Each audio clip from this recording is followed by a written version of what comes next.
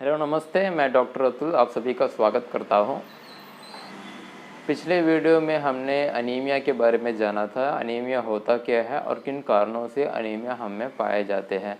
तो हमने पिछले वीडियो में वो डिटेल हमने क्या क्या था इसमें एक्सप्लेन किया हुआ था। अगर किसी ने वो देखा नहीं है, अगर आप भूल गए उसको देखना, तो आप ज़रूर जाके आप देखिएगा। उसका जो डिस्क्रिप्शन बॉक्स में और आई बटन में उसका लिंक मैं डाल देता हूँ। आप ज़रूर जब टाइम मिले आप देखिएगा। हम इस वीडियो में उसके इस अनीमिया के सिम्टम्स क्या होते हैं और उनके जो टाइप्स है उसके बारे में हम जानेंगे। तो टाइप्स में mainly iron deficiency anaemia, vitamin deficiency anaemia और अप्लास्टिक अनीमिया के बारे में हम जानेंगे। तो वीडियो पर जाने से पहले अगर कोई नया है चैनल पर, ज़रूर आप जाके लाइक करिएगा, शेयर करिएगा और सब्सक्राइब करना भी ना भूलिएगा। और उसी के बगल में जो बेल बटन होता है उस बेल बटन को क्लिक करके इनेबल ऑल नोटिफिकेशन में आप दबा सकते हो, ताकि हम जब भी वीडियो डालें आप तक डायरेक्ट उसका नोटिफिकेशन पहुंच सकेगा। चलते हैं हम वीडियो की तरफ। तो पहले हम देखते हैं अनीमिया की सिम्टम्स क्या क्या होते हैं। तो अनीमिया के जो सिम्टम्स होते हैं वो उसको डायरेक्टली रिलेट करता है उसके कारण से, किन कारणों से अनीमिया आया है, तो उसी से कोरिलेटिव होता है उसका सिम्टम्स भी। तो पहला तो जो सिम्टम बताएंगे तो वो है फैटिग एंड वीकनेस, थकावट महसूस करना। तो उसका कारण मेनली क्या है, हमारे शरीर में जो खून की कमी होती है। तो हमारे शरीर में जो खून की कमी होती है, उस खून की कमी से हमारे जो शरीर में जो हीमोग्लोबिन का जो लेवल होता है वो भी घट जाता है। तो मैंने पिछले वीडियो में बताया था कि हीमोग्लोबिन होता क्या है। तो हीमोग्लोबिन एक ऐसी प्रोटीन है जो हमें हमारे जो शरीर के हर अवयव में, हर ऑर्गन्स में ऑक्सीजन को पहुंचाने का काम करती है, ऑक्सीजन के जो फ्लो को मेंटेन करती है और वापस कार्बन डाइऑक्साइड को वापस ले आती है। जब हमारे शरीर में खून की कमी होती है तब हीमोग्लोबिन का भी जो लेवल होता है वो घट जाता है। तो उसी से हमारा जो ऑक्सीजन फ्लो कम हो जाता है ऑर्गन्स में और हमें थकावट महसूस होती है। तो यही है हमारा एक कारण, हम जो वीक फील करते हैं, फैटिग फील करते हैं, क्योंकि हमारे जो ऑर्गन्स को सही तरह का जो ऑक्सीजन मिलना था वो नहीं मिलता है। तो उसी से हमें थकावट महसूस होती है। और दूसरा कारण, हमारे शरीर में जो ब्लड की संख्या कम हो जाती है तब भी हमको थकावट महसूस होती है। जब हमको थकावट महसूस होती है तभी हम जाके डॉक्टर को दिखाते हैं। तभी डॉक्टर क्या करते हैं, इन्वेस्टिगेशन में आपको हीमोग्लोबिन का जो लेवल है वो टेस्ट करने के लिए बोलते हैं। जब हम टेस्ट करते हैं तभी हमको पता चलता है कि हमें HB की कमी है, हमें एनीमिया है। और दूसरा सिम्टम, हमारे स्किन जो होते हैं उधर येलोइश कलर हमें मिलते हैं। तो तीसरा है इरेगुलर हार्ट बीट। तो हमारी जो धड़कन होती है वो ज़्यादा तेज़ होती है, कभी कभार धीरे होती है। एक irregular type of heart beat होता है। और चौथा मैं बता सकता हूँ कि शॉर्टनेस ऑफ द ब्रेथ होती है। और पांचवा डिजीनेस। तो हमारे बचपन में हम जब स्कूल जाते हैं, स्कूल में जब हमारे जो PT पीरियड होता है, जब खेलने का जो टाइम होता है, नहीं तो सुबह का जो प्रेयर टाइम होता है, तो सुबह का टाइम में जब बच्चे सब प्रेयर करने के लिए खड़े हो जाते हैं धूप में, तब कोई बच्चे ऐसे होते हैं चक्कर आ जाते हैं, गिर जाते हैं। तो जब वो इन्वेस्टिगेशन कराते हैं तो उनमें पाया जाता है कि उनमें हीमोग्लोबिन की जो संख्या है वो बहुत कम हुई है। तो उसी कारण हमें पता चलता है कि उनको अनीमिया है तभी। और इसके अन्य सिम्टम्स ऐसे भी है, जैसे कि चेस्ट पेन होना, नहीं तो हेडेक होना, हमारे पाँव और हाथ एकदम ठंडा हो जाना, जॉइंट्स में दर्द महसूस होना। ये थोड़े से सिम्टम थे जो हमें अनीमिया के पेशेंट्स में पाए जाते हैं। तो माइल्ड मॉडरेट केस में उतने नहीं पाए जाते, सीवियर केसेस में हमको थोड़े ऐसे सिम्टम्स भी पाए जाते हैं।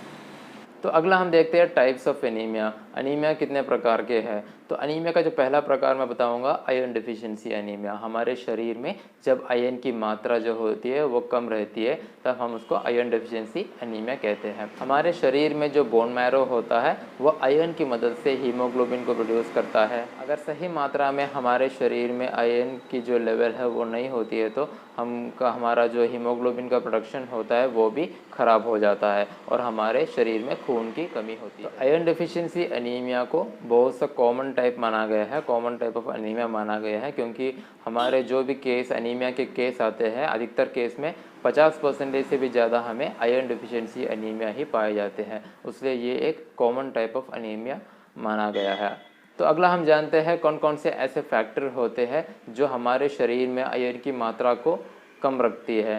तो पहला है ब्लड लॉस, वो कोई भी फॉर्म में हो, एक्सीडेंटल कॉज हो या मेंस्ट्रुएशन, हैवी मेंस्ट्रुअल ब्लीडिंग हो या नेसल ब्लीडिंग हो या ब्लीडिंग पाइल्स हो, तो कोई भी तरह से हमारे शरीर से जो रक्त नष्ट होता है तो वो भी एक कारण, एक कॉजेटिव फैक्टर है। तो हमारे शरीर को हर दिन एक आयरन की जो मात्रा में एक वैल्यू होती है, तो वो जो वैल्यू में गिरावट आना, तो हमें डेली जो रिकमेंडेड वैल्यू होता है आयरन का, उतना वैल्यू हमें ना प्राप्त होना, तो वो भी एक कारण होता है आयरन डिफिशिएंसी। तीसरा, थोड़ा हेल्थ कंडीशन ऐसे होते हैं जो हमारे शरीर के जो अब्सॉर्प्टिव कैपेसिटी को कम करती है। उससे क्या होता है, हमारा अब्सॉर्प्शन ऑफ आयरन का जो अब्सॉर्प्शन होता है वो कम रहता है, तो उससे भी हमारे शरीर में आयरन की कमी होती है। सो माइल्ड से मॉडरेट केसेस में आयरन डिफिशिएंसी एनीमिया के लोगों में हमें सिम्टम्स उतने नहीं पाए जाते हैं। सीवियर केसेस में थोड़े सिम्टम्स पाए जाते हैं, लेकिन माइल्ड से मॉडरेट केसेस में हमें उतने सिम्टम्स नहीं पाए जाते। तो हम जब लेबोरेटरी इन्वेस्टिगेशन जब कराते हैं तब उसमें हीमोग्लोबिन की जो मात्रा होती है कम पाते हैं, तो उससे क्या है कि हमें अनीमिया है तब पता चलता है। लेकिन थोड़े सीवियर केसेस में थोड़े सिम्टम्स पाए जाते हैं, जैसे कि फटीगनेस हुआ, शॉर्टनेस ऑफ ब्रेथ हुआ, चेस्ट पेन हुआ, ऐसे थोड़े सिम्टम्स पाए जाते हैं। तो अगला हम देखेंगे विटामिन डिफिशिएंसी अनीमिया। तो विटामिन डिफिशिएंसी अनीमिया, तो नाम से ही पता चलता है हमारे शरीर में जब उचित मात्रा में विटामिन्स का जो मात्रा है वो नहीं होना, उससे हमारे विटामिन डिफिशिएंसी अनीमिया आती है। तो हाँ, आयरन के अलावा हमारे शरीर में फोलेट और विटामिन B12 जैसी विटामिन्स की बहुत ज़रूरत होती है।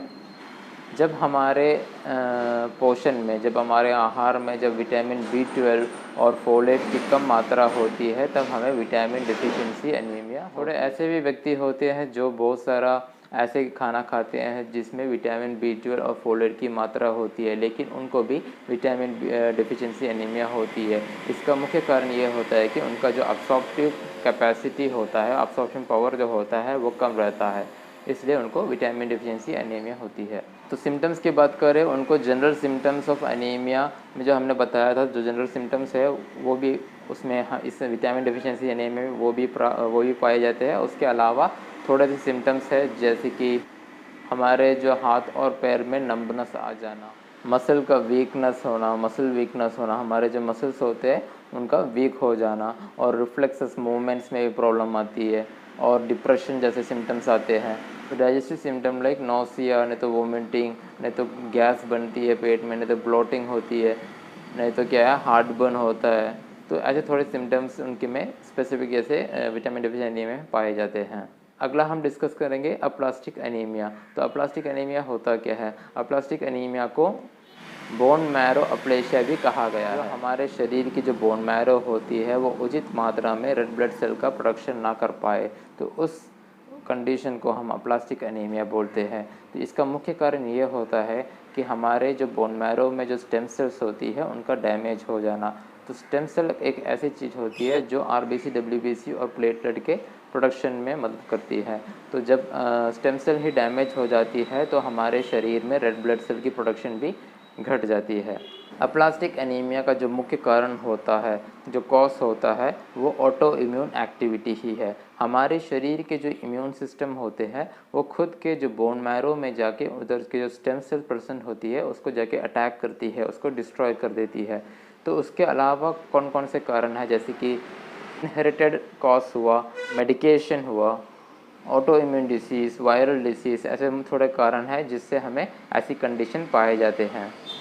रेड ब्लड सेल्स के गिरावट के साथ साथ ही जिन जिन आदमियों को ये अप्लास्टिक एनीमिया होती है उनमें प्लेटलेट और जो वाइट ब्लड सेल्स की मात्रा अगर हम टेस्ट करें तो वो भी एकदम डिक्रीज लेवल में होगा, क्योंकि इसमें जो स्टेम सेल होता है इन तीनों के प्रोडक्शन में। अगला हम देखेंगे इसके जो सिम्टम्स क्या क्या होते हैं, अप्लास्टिक एनीमिया के सिम्टम्स क्या क्या होते हैं। और पहला जो है वो है फ्रीक्वेंट और प्रोलॉन्ग्ड इन्फेक्शन। तो इसमें इन्फेक्शन जो होती है वो प्रोलॉन्ग्ड होती है, क्योंकि मैंने बोला था WBC की गिरावट होती है, क्योंकि स्टेम सेल जो होता है वो WBC, प्लेटलेट और RBC तीनों के प्रोडक्शन में होती है। तो इसमें WBC भी कम रहती है, उसलिए हम इसमें बोल सकते हैं कि प्रोलॉन्ग्ड इन्फेक्शन एक सिम्टम्स है। और दूसरा स्किन रैश, तीसरा prolonged bleeding from the cuts और वुंड। तो अभी कोई घाव आ गया है तो उसमें क्या होगा, उनको ब्लीडिंग रुकेगा नहीं, उतना ब्लीडिंग होती है। एनीमिया है, अप्लास्टिक एनीमिया है, वो आरबीसी, डब्ल्यूबीसी और प्लेटलेट तीनों की मात्रा में गिरावट लाती है, रिड्यूस करती है। तो उस कारण से हम बोल सकते हैं इन्फेक्शन होता है, प्रोलॉन्ग्ड ब्लीडिंग होता है। और उसके अलावा जो स्किन रैश, ब्लीडिंग, गम, ऐसे थोड़े सिम्टम्स इसमें पाए जाते हैं। आज के वीडियो में हमने देखा अनीमिया के क्या सिम्टम्स होते हैं और उनके टाइप्स, जो iron deficiency anaemia, plastic anaemia और न्यूट्रिशनल डिफिशिएंसी एनीमिया के बारे में हमने जाना। तो आज के लिए बस इतना ही, अगले बार एक नया टॉपिक लेके आएंगे, तब तक धन्यवाद।